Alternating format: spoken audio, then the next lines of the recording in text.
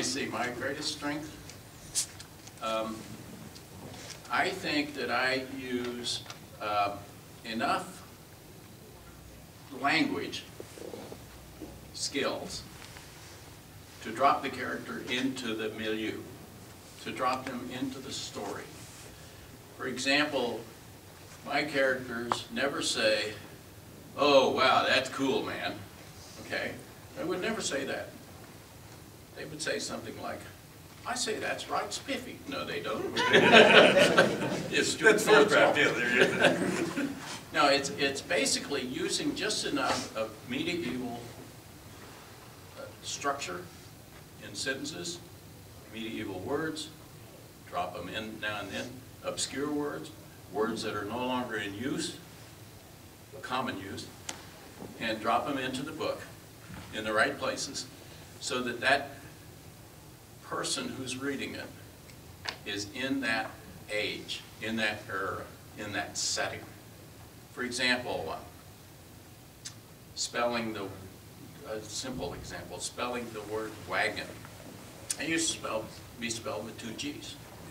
I spell it with 2 G's in some of those medieval books. I've really learned quite well how to use thee and thou, but I don't use things like durst and so forth, because you just need to know enough about medieval language to put the flavor in. So that's one of my strengths, is getting the flavor of the age and the setting into the book. Okay. I think the other strength that I bring to the story is the ability to keep hidden from the reader for a long time a solution to a problem.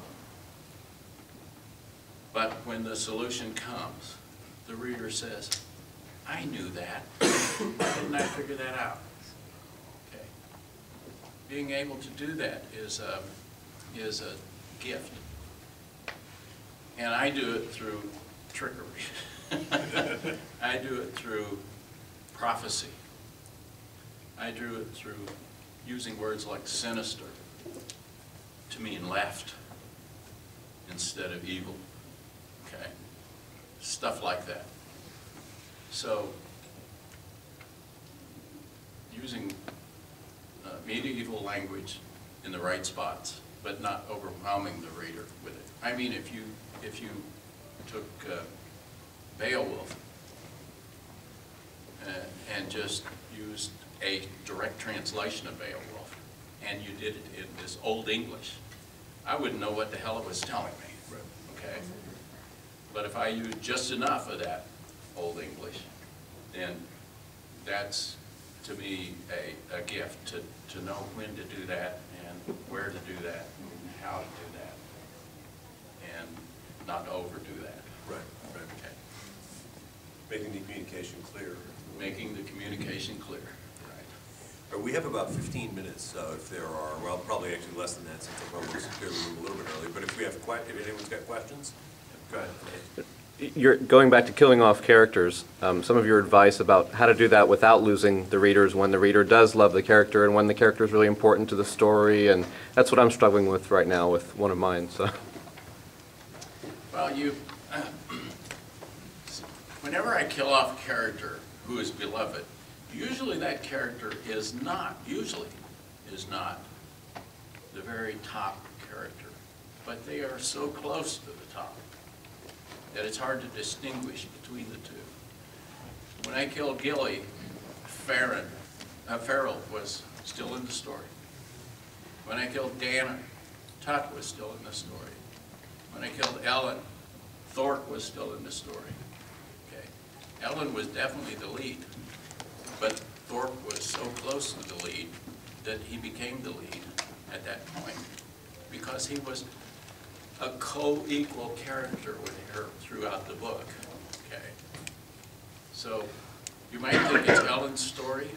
That's the way I thought of it. But it could also be thought of as Thorpe's story. what about foreshadowing versus not foreshadowing? Oh, foreshadowing is so important in a book. You never want to pull something out of your hip pocket that the reader is not prepared for. Never, ever want to do that. I almost never say never. But there's a couple of things that I always say never on. One is never make it easy on your hero. Okay. If you make it easy on your hero, it becomes just a cakewalk. Okay. And the other is never pull something out of your hip pocket that you have not prepared the reader to accept. Okay. Another question, right in the back. Do you know where you're going to go with your story?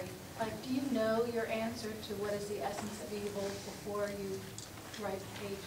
When it comes to real metaphysical questions, true metaphysical questions, I'm just as ignorant as anyone else. I'm just blundering around like everyone else. What's the nature of reality? Okay.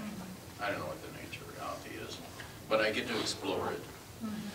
And one of the things that I think is really important when you do that is to, there's something called, it's called something like the Encyclopedia of Philosophy. I believe that's it. Okay. And I think it essentially has most of the important questions in philosophy gathered together with synopses of what it's about and what certain people have said having to do with it. Okay. And so for metaphysical questions like that, research is your best answer to go to it. So I don't know what the essence of evil is, but I know a lot of, it's like pornography. And the judge is saying, I know it when I see it. Okay. Well,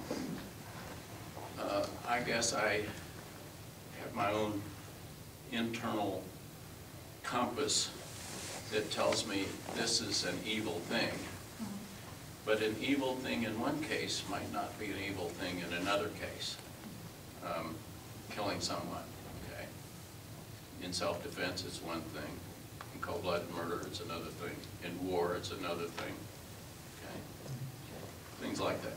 Sure, but you know where you're going to end up with that discussion in your book before you start it? Yes.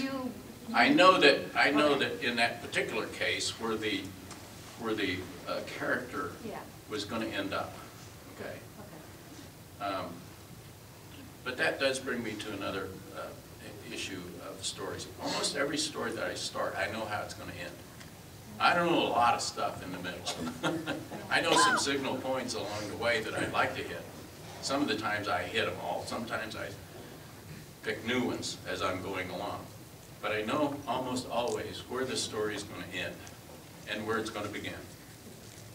There is a saying that I like to quote, and I don't remember who said this, but it says, when things change, the story begins. And when things go wrong, the adventure begins. And I've thought that was a pretty good rule to follow.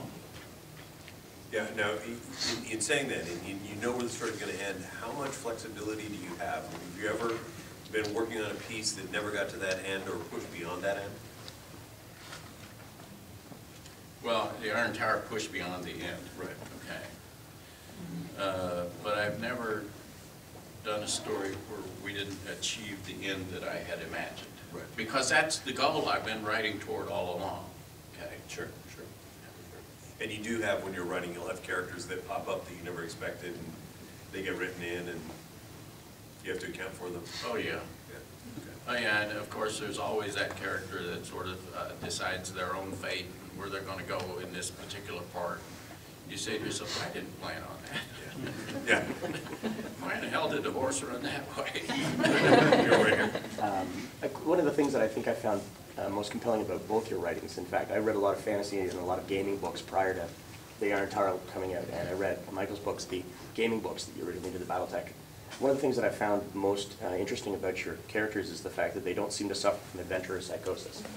You're both gamers. You both have been with adventuring parties, I'm sure, or gaming groups where you've got one guy who just is the kick in the door, suffers from the, I'm going to die, but the cleric will heal me, kind of like there's no consequence.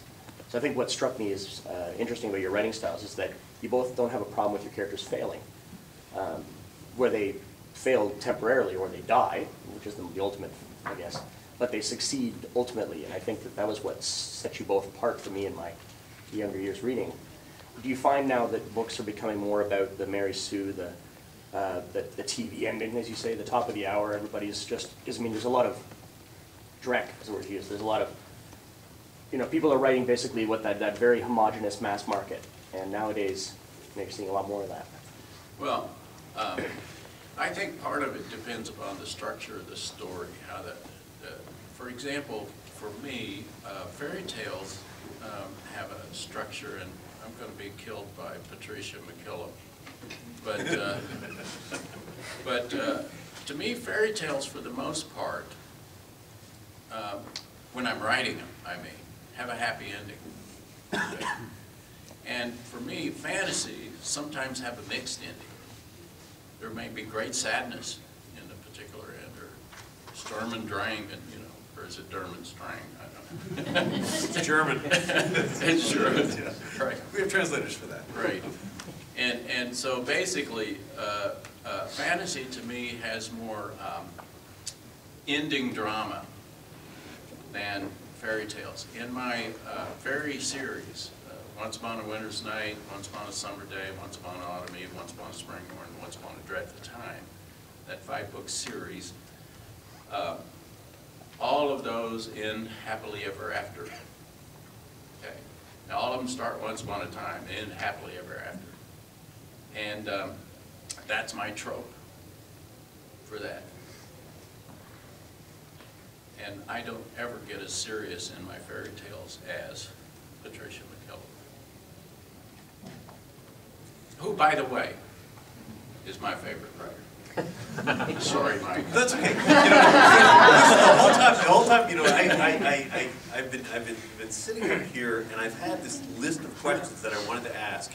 And before I can ask the damn question, you answer it. It's like, okay, we'll just slide that one right over, you know. So it's been a true mentalism act here. Yeah, in the back. What character death have you read but not written that affected you the most? Character death. Somebody else's character that you read that when they died it affected you like some of your character deaths have affected others?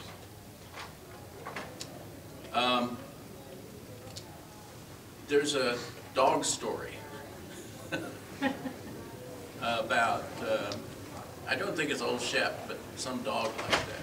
Sounder or something like that? Yeah, it's some dog that you have to put down, or some horse you have to put down. When I read those kind of things, I'm in tears, stuff like that. I can't name you a specific human character that put me into tears, but they have, okay?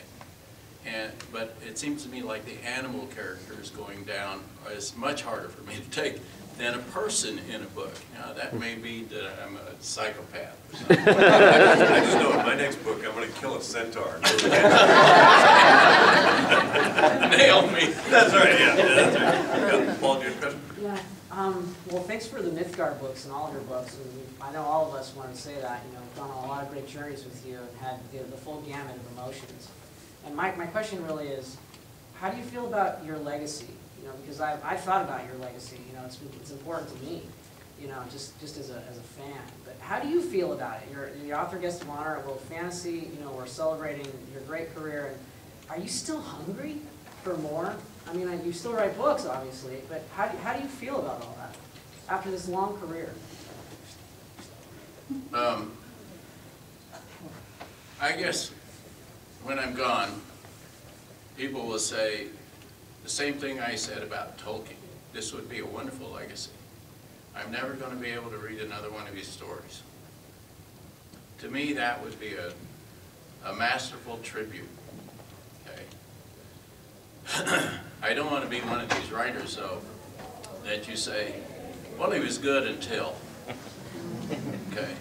I'd rather be one of these writers that people say, my God, I wish he had another book coming out. And other than that, he's dead. Well, about 5 minutes ago, they flashed us the 5-minute sign, and that actually is probably a good stopping point. So thank you very much, Jim.